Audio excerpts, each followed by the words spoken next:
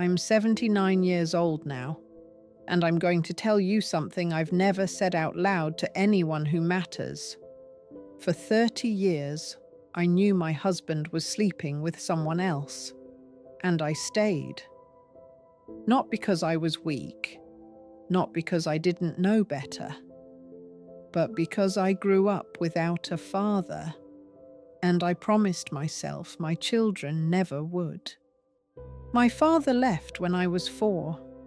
I don't remember his face clearly anymore, just the feeling of waiting by the window. My mother worked 2 jobs. We ate a lot of pasta. I wore shoes until they fell apart. But worse than the poverty was watching other girls get picked up after school by their dads. Watching them get help with homework. Watching them feel safe. I told myself when I had children, they would have what I didn't. I met Richard when I was 26. He worked in sales at a manufacturing company. I was a secretary at the same place. He was charming, made me laugh, married me within a year. We had 2 kids by the time I was 30, a boy and a girl. For the first few years, things were normal. He came home for dinner. We went to the kids' school events together. I thought we were building something. Then I found the receipts, hotel charges, dinners for 2 in cities where he traveled for work. I didn't confront him right away. I watched. I checked pockets. I listened to phone calls when he thought I was asleep. Her name was Angela. She worked in his regional office. Younger than me. No kids. Free in ways I would never be again. I was 33 when I knew for certain. I remember sitting in the kitchen after everyone was asleep, holding a credit card statement and thinking about my options.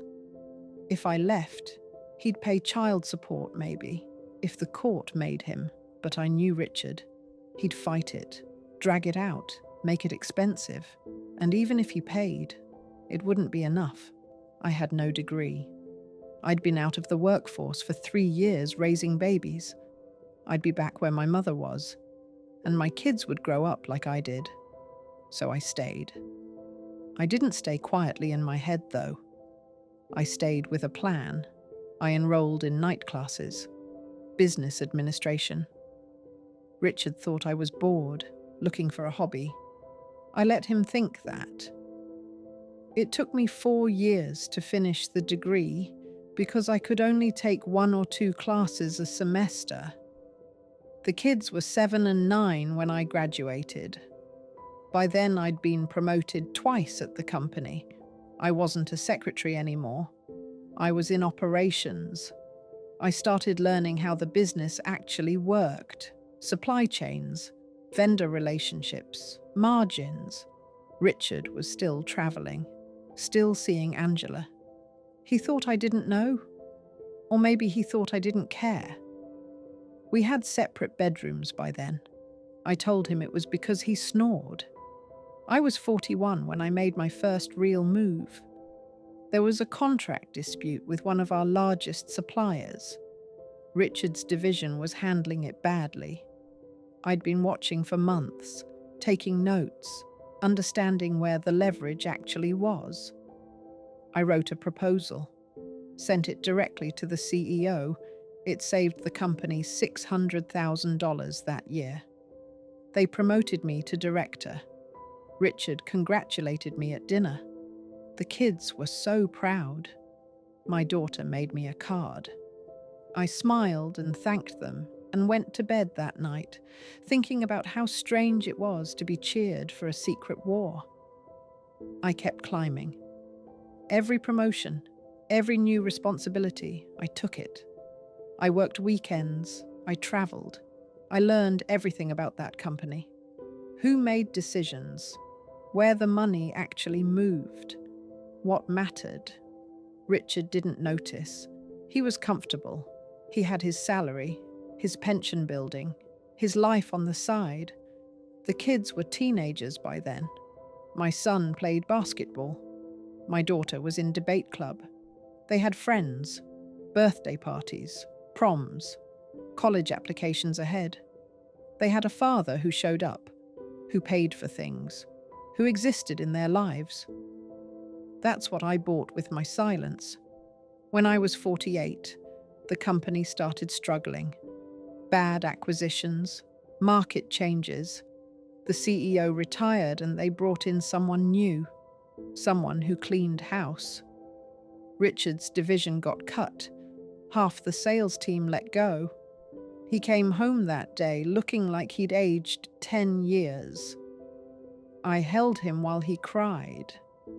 I made him coffee. I told him it would be okay. And I applied for his boss's job. I got it. For 2 years, I was his superior at work. He reported to my division. It was the strangest thing, sitting in those meetings, listening to him present, knowing everything I knew. He never mentioned Angela anymore. I don't know if it ended or if he just got better at hiding it. I didn't ask. Didn't matter by then. My son graduated college, got a good job in another state. My daughter went to law school. They both called me on Mother's Day, sent cards, visited on holidays. They had a father growing up. That's what mattered. I was 58 when the new ownership took over. Private equity. They wanted to restructure everything. I'd spent 25 years learning that company. I knew where every dollar went. I knew which divisions actually made money and which ones just looked good on paper. I made them an offer. Management buyout. I'd take 3 divisions, spin them into a separate company, and they could keep the rest. It took 18 months to close the deal. I mortgaged everything, called in every favor, found investors who trusted me. Richard thought I was insane, risking our retirement, our security. I didn't tell him I'd had a separate bank account for 20 years. Money I'd been moving little by little from bonuses and raises. Money he never knew existed. When the deal closed, I owned 40% of a company worth $12 million. Richard retired that year, took his pension, played golf. I worked. I was 63 when Angela called me. I don't know how she got my personal number. She said she needed to talk, said it was important. We met at a coffee shop. She was older now too, still pretty, but tired looking. She told me Richard had been promising to leave me for 30 years. She'd waited, believed him, put her life on hold. Now she was alone, never married, no kids, and he'd stopped calling her 2 years ago. She wanted me to know what kind of man he was. I told her I'd known the whole time. She started crying, asked me why I stayed. I said, because I had children, and you didn't. I paid for both coffees and left. Richard had a stroke when he was 70. Not a massive one, but enough. His left side never quite worked right after. He needed help with things. I took care of him. The kids visited when they could.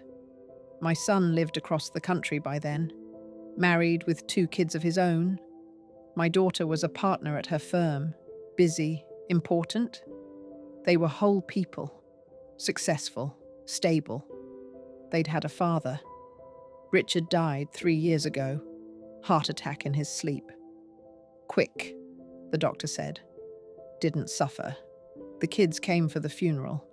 We buried him next to his parents. People said nice things. My daughter held my hand during the service.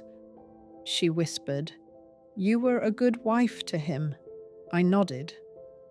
At the reception after, my son stood up and told stories about Dad teaching him to fish, Dad coming to his games, Dad helping him move into his first apartment. I watched my grandchildren listen to these stories, watched them learn about their grandfather. And I thought about that little girl waiting by the window for a father who never came back. The company sold 2 years ago. I was 77. Too old to keep running it, though I tried longer than I should have. The sale made me more money than I ever imagined when I was that secretary with 2 babies. I live alone now in a house too big for one person. The kids call once a week, visit on holidays. They don't know the truth. I'll never tell them. Sometimes I think about what I sacrificed, not just 30 years of marriage, but the version of me that might have existed if I'd left. What I do know is this: I made a choice, a calculated choice. I traded my happiness for their stability. I stayed in a betrayal so they could have something I didn't. And it worked. They're fine. They're more than fine. And if you're listening to me, especially if you're young, hear this. Never confuse sacrifice with silence, and never call endurance a victory if it costs you your soul. Stability means nothing if it's built on the slow death of who you are. You don't need to destroy a home to save yourself, but you do need the courage to tell the truth, to choose dignity, and to walk toward a life that doesn't require you to disappear. Success is not surviving betrayal. Success is building a future where betrayal has no place.